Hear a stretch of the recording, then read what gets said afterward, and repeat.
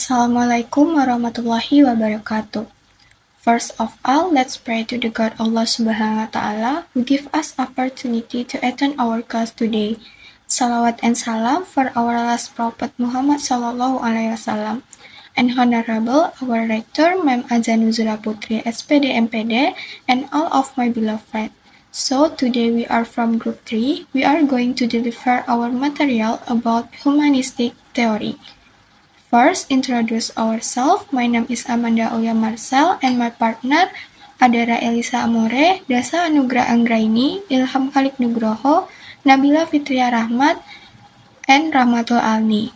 Now, let's start our presentation. Ada 7 topik yang nantinya akan kami jelaskan pada materi kali ini. Yang pertama yaitu pengertian teori humanistik, yang kedua teori humanistik menurut beberapa tokoh, yang ketiga, tujuan teori humanistik.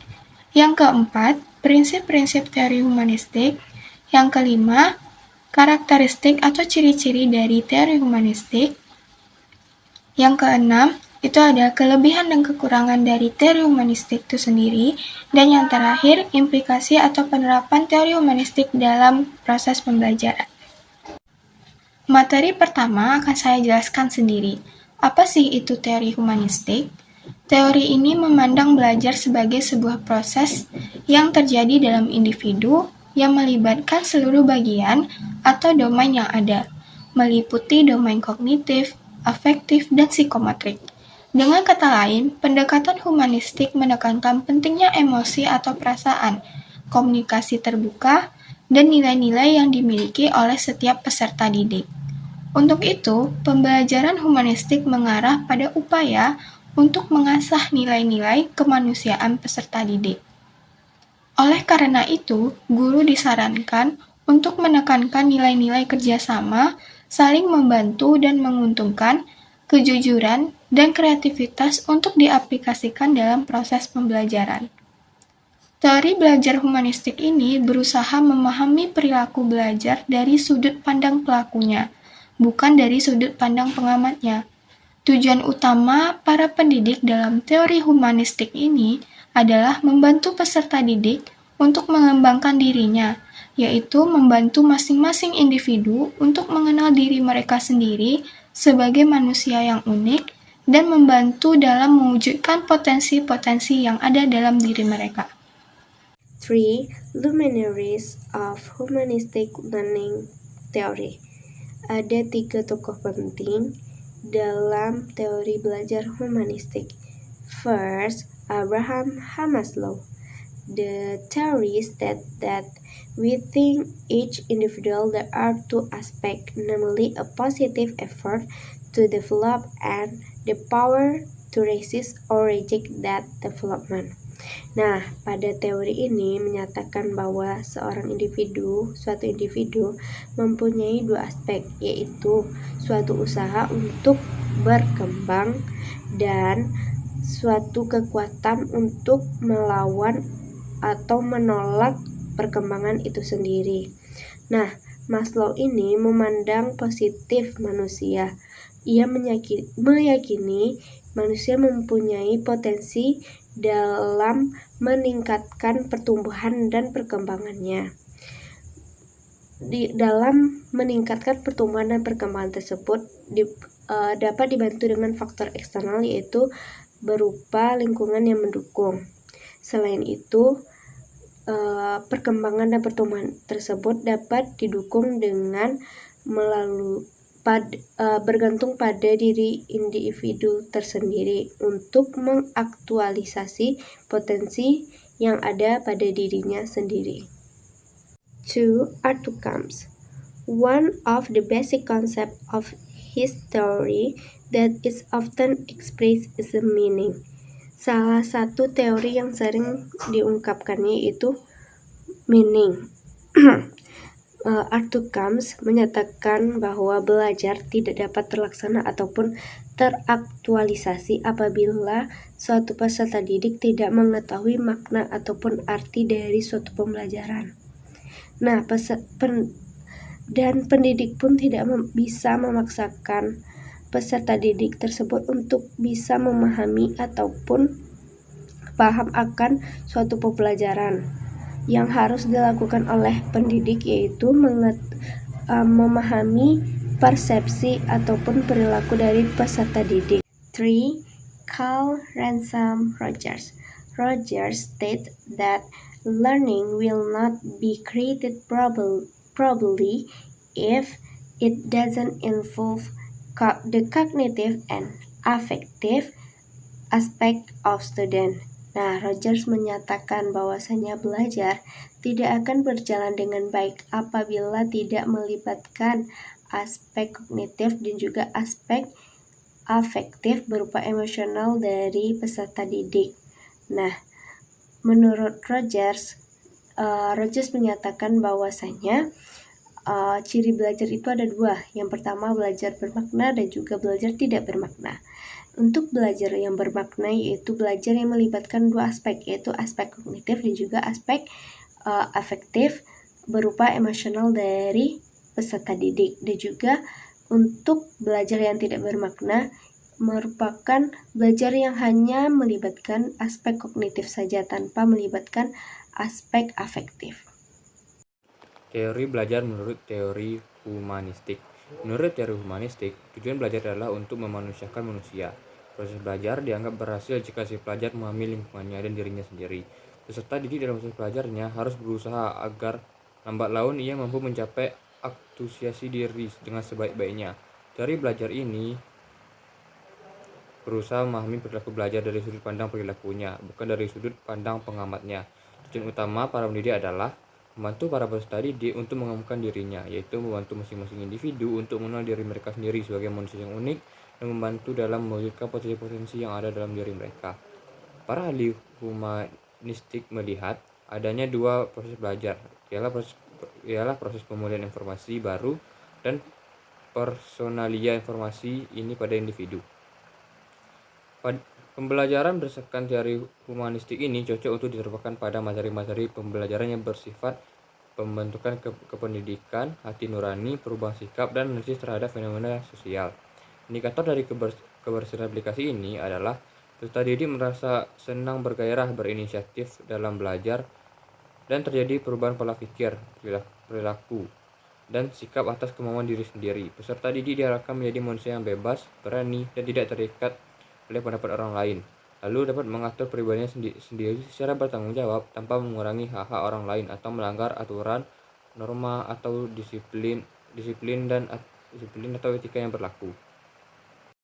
Prinsip-prinsip teori humanistik. Yang pertama yaitu ada kepercayaan diri pada peserta didik dipupuk dengan membiasakan mawas diri. Yang kedua, pembelajaran sosial adalah pembelajaran tentang proses belajar. Yang ketiga, manusia memiliki kemampuan belajar secara alamiah. Manusia itu memiliki keinginan alamiah untuk belajar, memiliki rasa ingin tahu alamiah terhadap dunianya, dan keinginan yang mendalam untuk mengeksplorasi dan asimilasi pengalaman baru. Yang keempat yaitu pembelajaran yang signifikan. Nah, pembelajaran yang signifikan ini terjadi ketika materi pelajaran dirasakan oleh siswa memiliki relevansi dengan tujuan tertentu. Yang kelima, pembelajaran melibatkan perubahan dalam persepsi diri. Yang keenam, tugas-tugas pembelajaran yang mengancam diri sendiri lebih mudah ditargetkan ketika ancamannya kecil. Yang ketujuh, ketika ancamannya rendah, peserta didik yang belum berpengalaman akan mendapatkan caranya. Yang kedelapan, pembelajaran yang bermakna diperoleh jika peserta didik melakukan pembelajaran. Yang kesembilan, pembelajaran akan lancar jika peserta didik terlibat dalam proses pembelajaran. Yang kesepuluh, pembelajaran yang melibatkan peserta didik secara keseluruhan dapat memberikan hasil yang mendalam. Materi selanjutnya yaitu ciri-ciri belajar teori humanistik. Ada beberapa ciri-ciri. Yang pertama yaitu berfokus pada potensi siswa untuk mencari dan menemukan kemampuan yang mereka punya dan mengembangkan kemampuan tersebut. Yang kedua yaitu pada teori ini pembelajaran dapat dianggap berhasil jika siswa dapat memahami lingkungannya dan dirinya sendiri. Yang selanjutnya yaitu pada teori ini tujuan pendidik yaitu membantu siswa untuk mengembangkan dirinya atau mengenal dirinya sendiri. Yang terakhir yaitu siswa harus mampu untuk mengarahkan dirinya sendiri dalam kegiatan belajar mengajar sehingga siswa mengetahui apa yang dipelajarinya serta tahu seberapa besar siswa tersebut dapat memahami materi tersebut. Baiklah, selanjutnya yaitu advantage atau kelebihan dari teori humanistik, yaitu yang pertama, this theory is appropriate to be implemented in learning materials that aim to shape personality, yaitu teori ini pantas untuk diimplementasikan dalam teori pembelajaran yang bertujuan untuk membentuk kepribadian.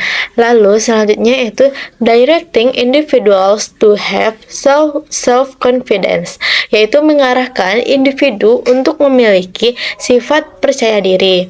Lalu selanjutnya yaitu not shackled by other people's views and can manage one's own individuality responsibly, yaitu artinya tidak terbelenggu dengan pandangan orang lain dan dapat mengelola individualitas diri sendiri secara bertanggung jawab. Lalu yang terakhir yaitu student feel happy so that there is passion or initiative in learning and change in thinking for a cure. Artinya itu dirinya bergembira sehingga ada gairah atau inisiatif dalam belajar serta terjadinya perubahan dalam daya pikir. Baiklah, selanjutnya itu disadvantage atau kekurangan dari teori humanistik, yaitu yang pertama, student who have no desire to understand their own potential will be left behind in the learning process. Artinya yaitu peserta didik yang tidak ada keinginan untuk memahami potensi dirinya akan tertinggal dalam proses belajar. Nah, yang kedua yaitu there is a deviation from individualistic values. Artinya itu adanya penyimpangan terhadap nilai individualistis. Lalu selanjutnya yaitu rarely used in a shared context. Artinya itu jarang dipakai dalam konteks yang lebih mudah. Dan yang terakhir kekurangannya yaitu there are many concepts that are style, opaque, and subjective, such as self-actualization. Artinya itu terdapat banyak konsep yang masih buram dan subjektif seperti pada aktualisasi diri. Baiklah, itu materi yang dapat saya sampaikan. Saya kembalikan kepada moderator. Materi selanjutnya yaitu implikasi atau penerapan teori humanistik dalam pembelajaran. Menurut teori humanistik, agar belajar bermakna bagi siswa, diperlukan inisiatif dan keterlibatan penuh dari siswa sendiri. Maka siswa akan mengalami belajar eksperiensial atau experiential learning. Dalam prakteknya, teori humanistik ini cenderung mengarahkan siswa untuk berpikir induktif, mementingkan pengalaman serta membutuhkan keterlibatan siswa secara aktif dalam proses belajar. Teori humanistik dalam pembelajaran memiliki beberapa implikasi yang relevan. Teori ini menekankan pada proses belajar yang memungkinkan peserta didik untuk mengeksplorasi diri, mengenali potensi, dan mencapai aktualisasi diri. Implikasi penerapan teori humanistik dalam pembelajaran mencakup pendekatan yang demokratis, pengembangan kepribadian, kerohanian, dan perubahan positif dalam cara berpikir serta tingkah laku peserta didik. Penerapan teori ini juga menekankan pentingnya komunikasi dan hubungan individu dalam proses pembelajaran. Dengan demikian, penerapan teori humanistik dalam pembelajaran dapat menciptakan lingkungan yang mendukung di mana peserta didik merasa nyaman, bersemangat, dan mengalami perubahan positif dalam diri mereka. Dalam praktik teori humanistik, cenderung mengarahkan siswa untuk dapat berpikir induktif, mementingkan pengalaman, dan membutuhkan keterlibatan siswa secara aktif di dalam proses pembelajaran. Adapun langkah-langkah dalam pembelajaran dengan pendekatan humanistik yaitu: yang pertama, menentukan tujuan-tujuan pembelajaran. Yang kedua, menentukan materi-materi pembelajaran. Yang ketiga, mengidentifikasi kemampuan awal dari peserta didik atau siswa. Yang keempat, mengidentifikasi topik-topik pelajaran yang memungkinkan akan melibatkan siswa untuk dapat belajar secara aktif. Yang kelima, merancang fasilitas belajar seperti lingkungan dan media-media pembelajaran. Yang keenam, membimbing siswa dalam mengaplikasikan konsep-konsep baru ke situasi yang nyata. Yang ketujuh, membimbing siswa untuk dapat memahami hakikat dan makna dari pengalaman belajar.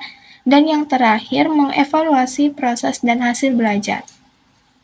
Mungkin sekian penjelasan materi dari kami, semoga teman-teman paham dengan materi yang kami sampaikan.